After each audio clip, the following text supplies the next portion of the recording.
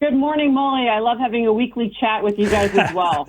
Good to be with you. We should have a cup of tea while we chat, but that's for another You day. did a great job, Stacey. Always. And you were in Thank Cleveland for a huge game.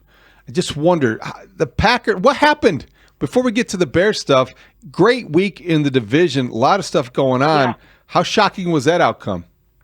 Really spectacular week, actually, David. You know, when you watch the Lions on Monday Night Football, and of course, I was at that Cleveland game. I know Bears fans that are listening are going to be very happy because the Packers kind of had a meltdown, and it was a little taste of humble pie, if you will, I think.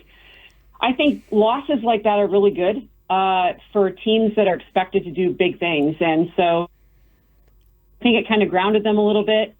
The division is once again everything we expected, like we saw last year, and ultimately a pretty good weekend for the division. I mean, Minnesota looked good with a backup quarterback, and I thought the Bears were especially good on Sunday.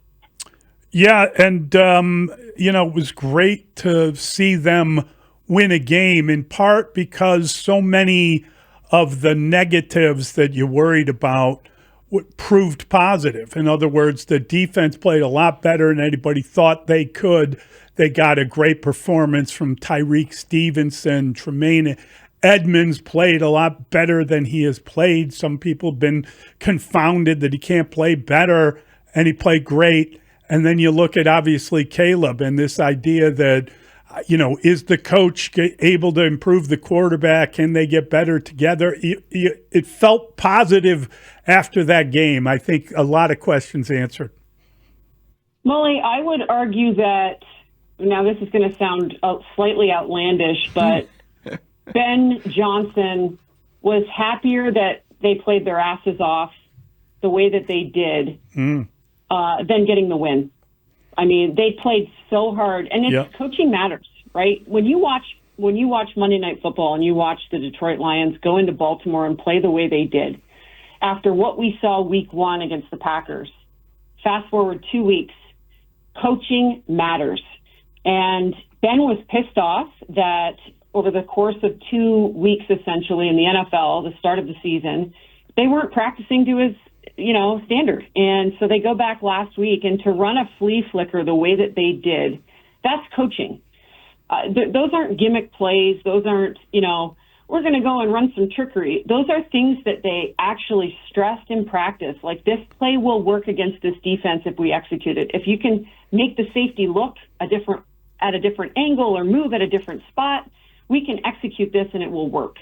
And so I feel like, Ben got everything he squeezed everything out of those guys last week, and you saw the results. I mean, it was very impressive, and people might say Dallas isn't a very good team. Dallas is a good team.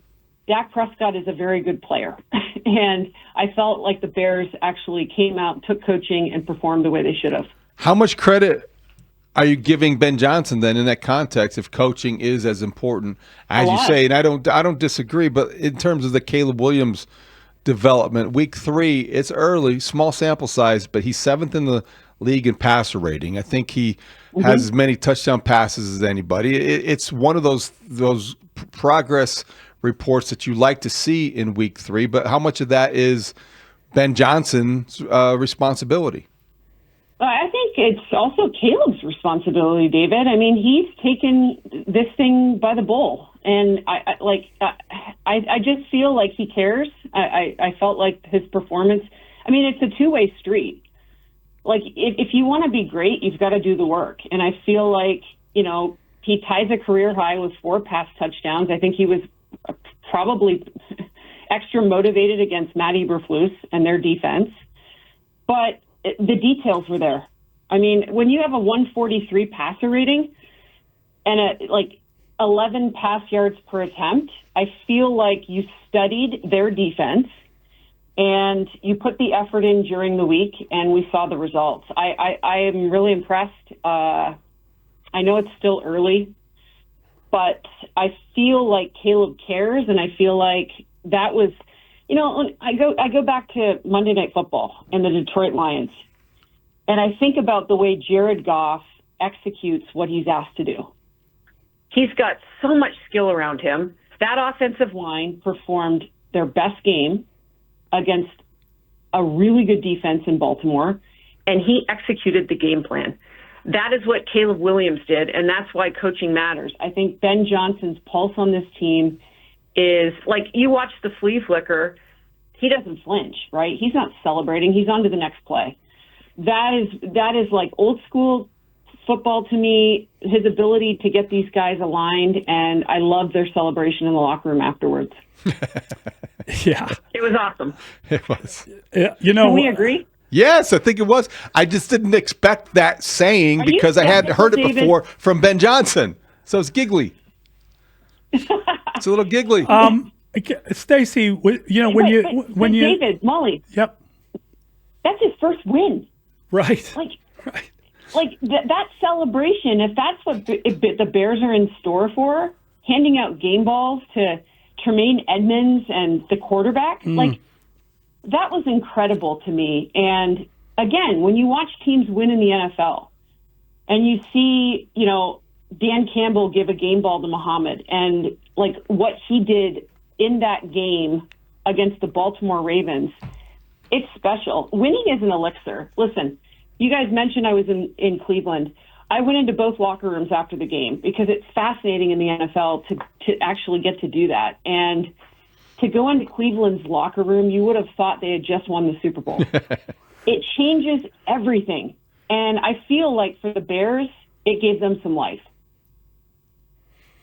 I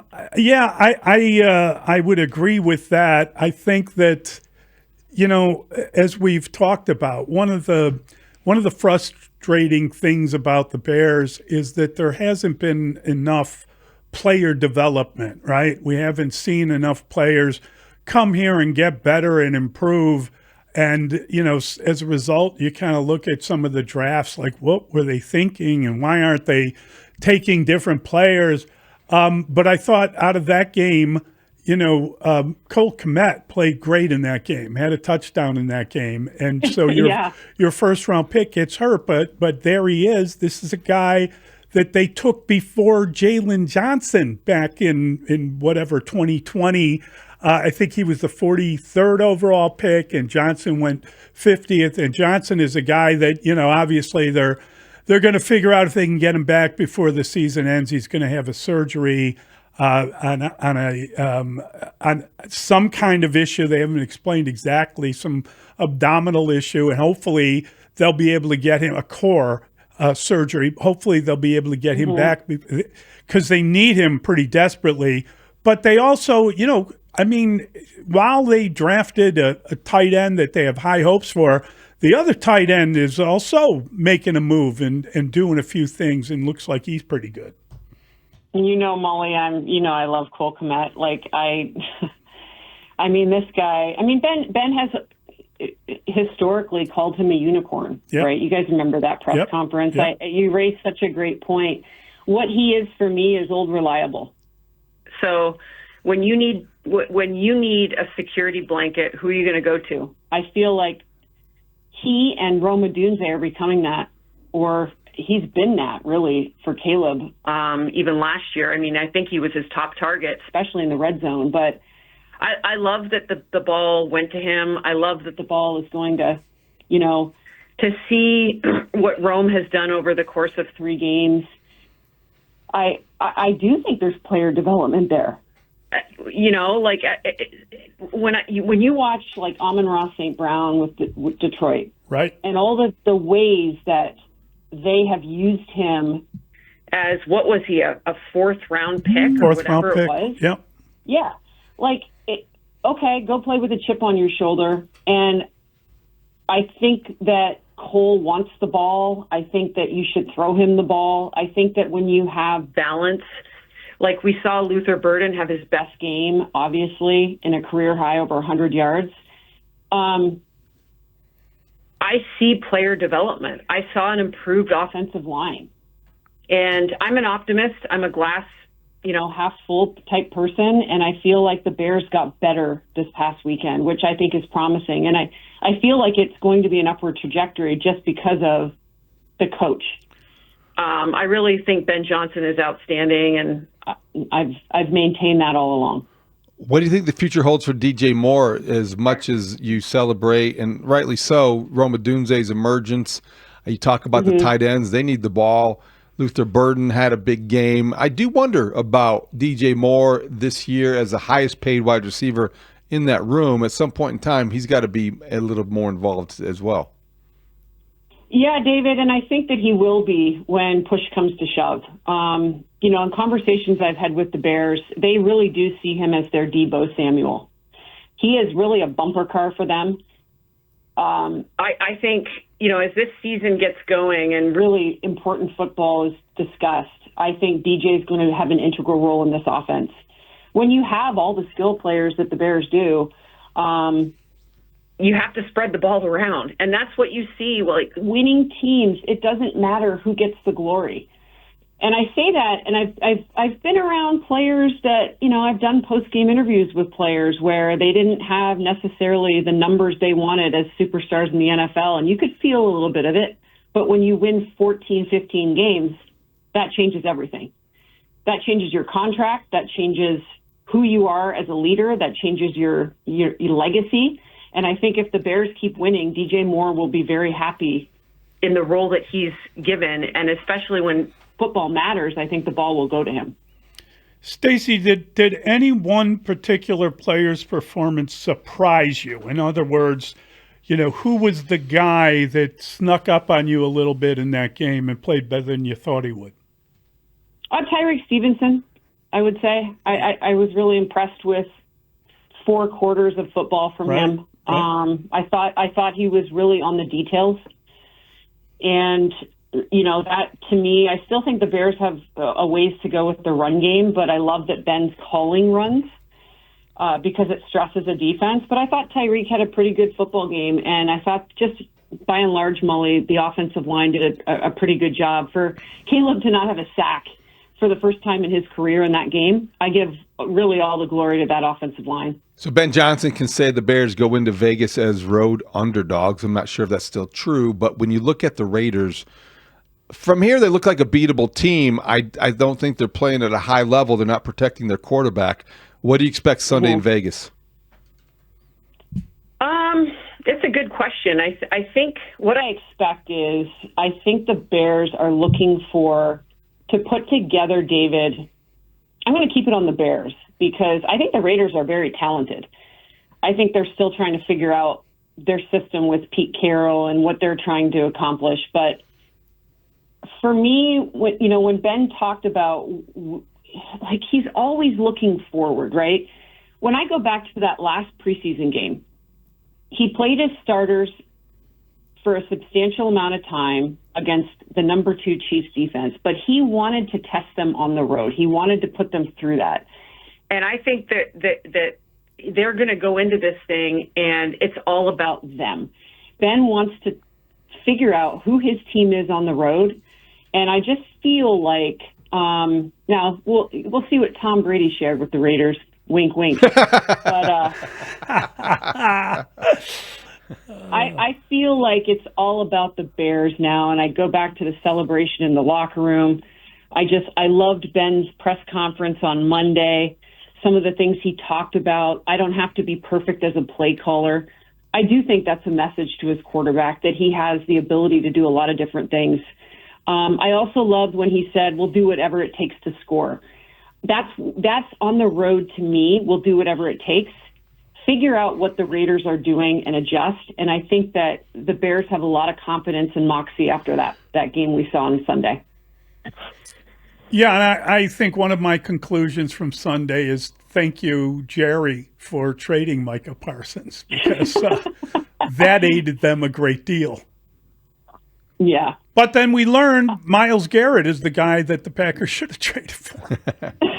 Yeah, no kidding. It's ironic, right? Ironic that both of those guys wanted to be traded, right? Yeah. And people forget Myles Garrett wanted to be traded this offseason, and they go ahead and reward him with the highest record-setting contract ever for somebody at his position. And then shortly thereafter, it happens for Micah. He sets a record. Right. So I guess the new message is, like, hey, trade me.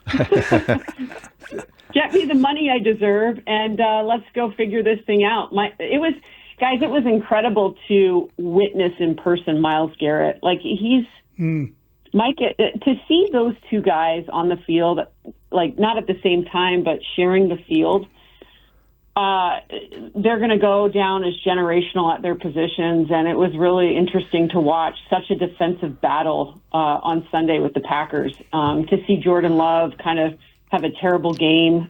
Yeah. I mean, it was really interesting to watch that. Stacey, I want to revisit something you said before I let you go. I don't know if I totally agree with it, but I think I'm getting what your point is. When you say the effort level was more satisfying to Ben Johnson than the victory, I don't think you mean it literally, because in the NFL, victories matter more than anything else, and they are the great elixir.